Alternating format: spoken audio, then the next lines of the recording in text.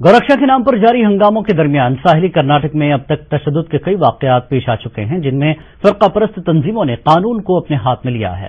जानकारों का मानना है कि ऐसे हालात में दलित और मुल्क की दीगर अक़लियतें हिकमत के साथ हालात का मुकाबला करें और ऐसे वाकयात के सद्देबाब के लिए हुकूमत पर दबाव बनाएं। पेश है एक रिपोर्ट।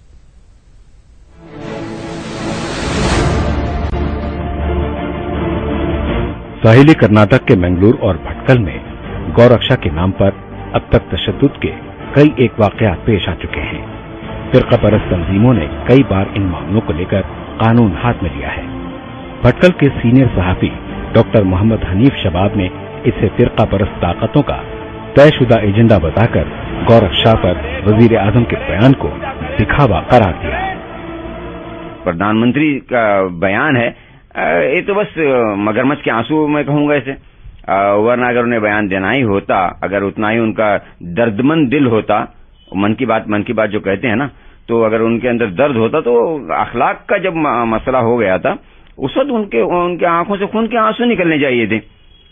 इतना वक्त गुजरने के बाद अब बोला भी है तो उन्होंने दलितों के बारे में कहा है, अकलियतों के बारे में बात नहीं कही उन्होंने। इस बात को नोट कीजिए आप। मुल्क की अकलियत के साथ साथ दलितों को भी ऐसे ही हालात का सामना करना पड़ रहा है।